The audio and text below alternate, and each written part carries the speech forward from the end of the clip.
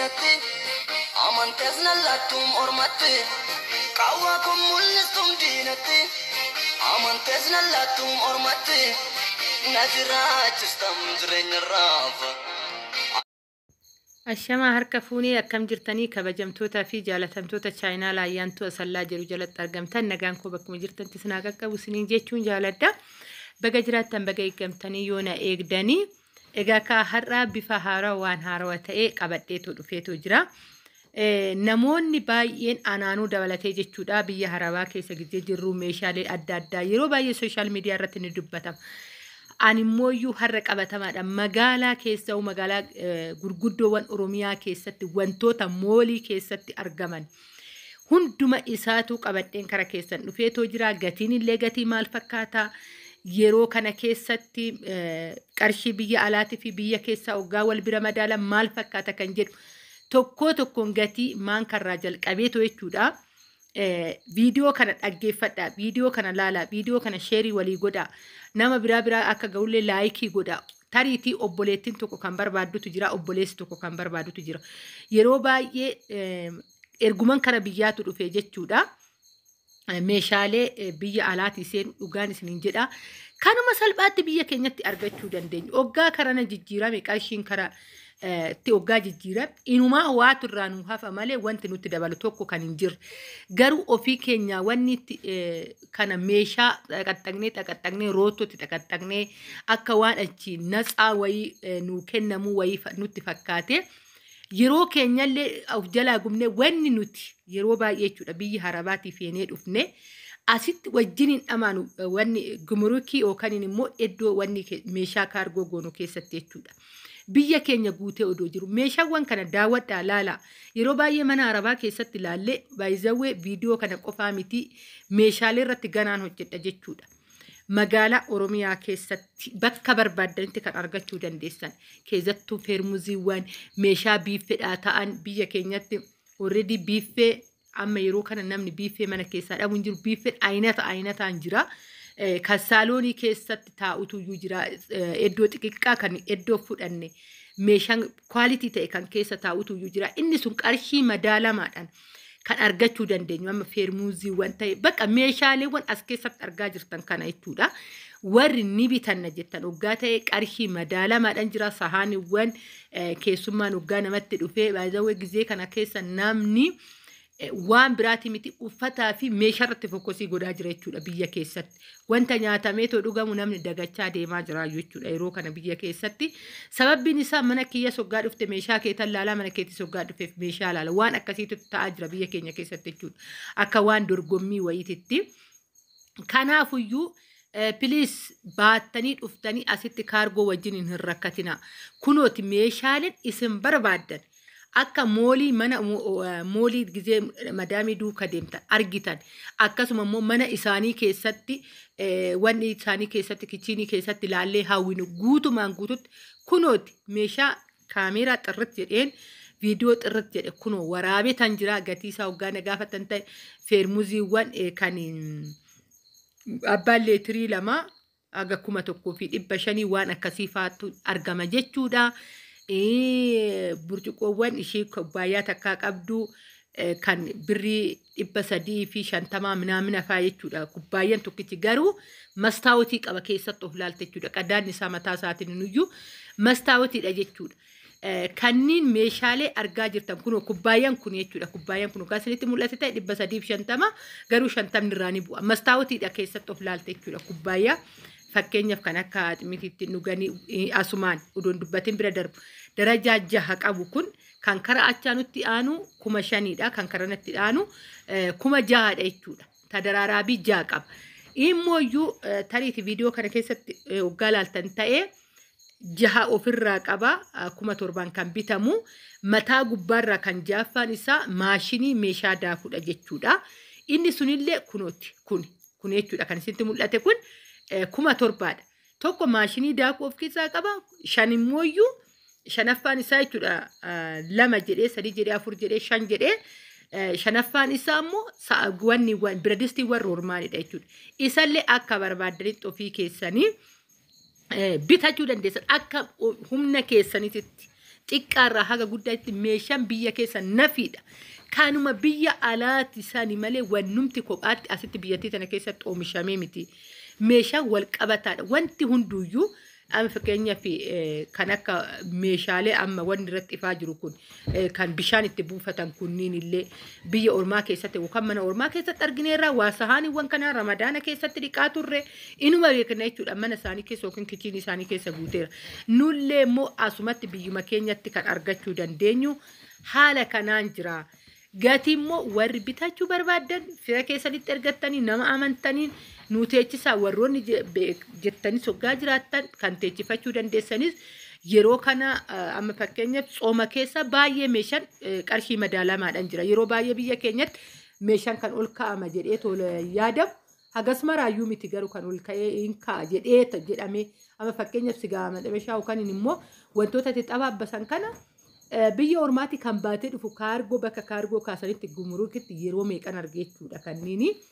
Kanaafuyyuu biyyuma keenya guutee kan jiru. Kunniin amma burcuqqoo walillee argaa jirtan kana biyya wanni keessatti achuma manuma isaanii keessatti ilaalaa hawwaa turre. Kana fa'a odoon yeroo garuu fidadhee toluuf simbichaa mixaanis jechaan ture waan ta'eef jechuudha. Garuu qabatamaadhaan achi dhaabbadhee tanan viidiyoo kana waraabetoo jira. Haga dhumaa meeshaalee haga dhumaa jiran kana daawwadhaa isinan daawwachiisaa.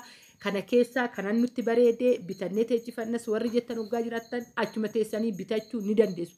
Biyya keessan keessatti isinin jechaadha. Achitti garuu meeshaa tokko hin bitina. Dhugaan isinin jedha hatta kan biraatii miti jechuudha. Uffata rigic harka duwwaan galaa nama jechisiisa malee jechuudha. Wannumti biyya keenyaa dhabame. Uffanni asitti uffatamu. Uffanni nu uffannu.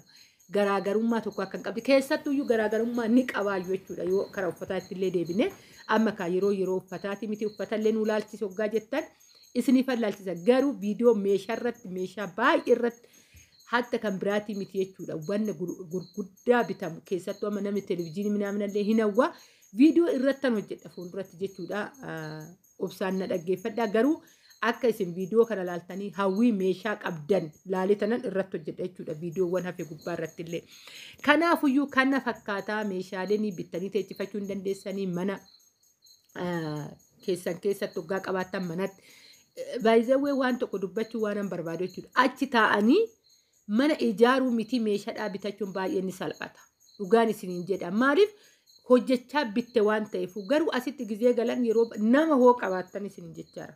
Mana keessan ijaarrattanii mana mataa keessanii yoo ta'e osoo achi teessanii meeshaa mana keessanitti galfattanii baay'ee isinii salphata. Sababbiin isaa hojjechaa qarshii baaftan waan ta'eef garuu karaa biyyaa gizee dhuftan dhugaan isiniin jedha tiraanispoortiidhaan wal qabatee baasati malee gabii fidaatiin jechuudha. Gabiin biyya keessatti jiruu fi kan achitti mana badaamii hojjenneetoo argannu garaagarummaa qabaachuu qaba danda'a. Innillee immoo haalli hojii keenyaa murteessadha jedhee tayyaada. Fakkeenyaaf hojiiwwan gabii nuu galchu guyyaa guyyaadhaan yookaan immoo qarshii nuuf argamsiisu murteessadha.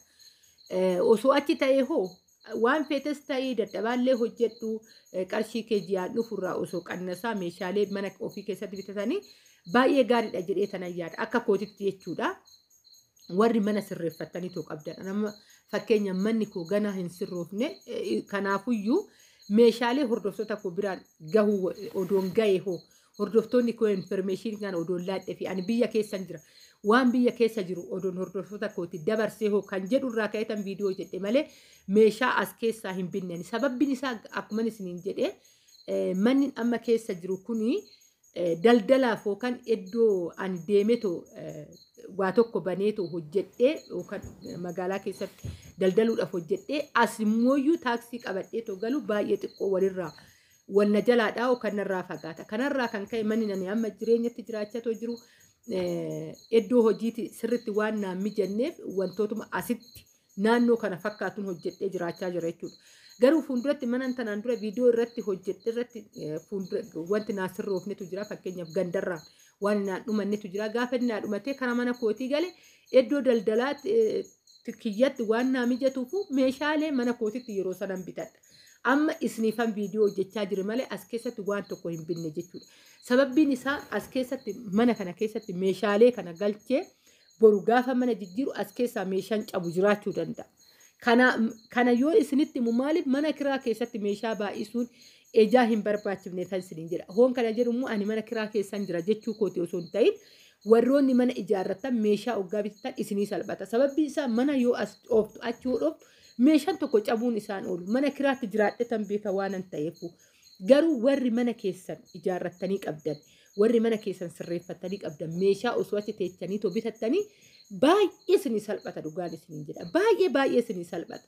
Akkasumas immoo asumaan information isinii kennuu barbaadu amma biyya keessatti manni ijaarsi baay'ee ulfaataadha. Inni illee wanti baay'ee ulfaata ta'e keessaa jiraate taanaan sibirtoon guyyaa guyyaadhaan dabalaatoo deema.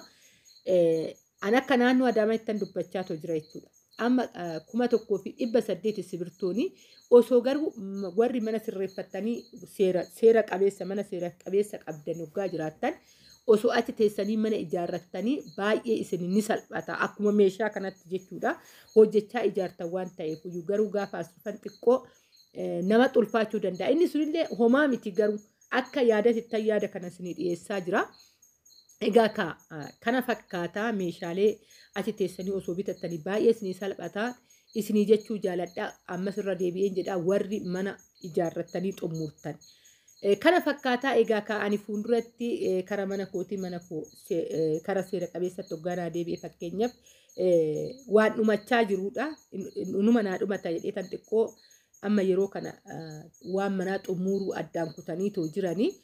Haga ta'e tokko hojjechaa yookaan socho'aan jiran jechuudha. Gaafa xumuramee naa dhumatetti mana koo erga sirreeffadhee kan irratti ijaarradheen booda meeshaalee kana hawwii guddaan qaba.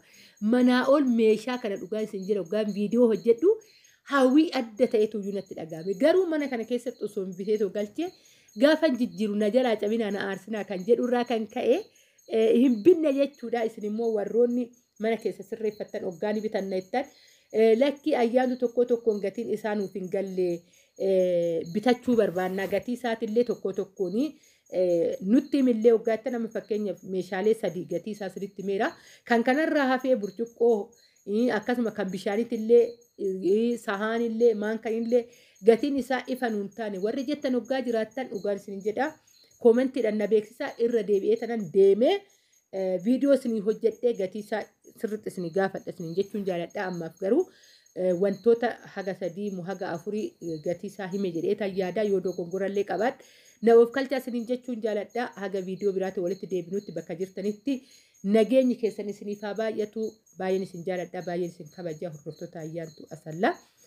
Nagaan koo irra deebiidhaan isiniif haa baay'atu. Bakka jirtanitti nagaan haa ta'a. Ayyaanni ayyaana gaarii isiniif haa ta'u. Warri soomarra jirtanillee isiniin jechuun jaaladha. Bye bye.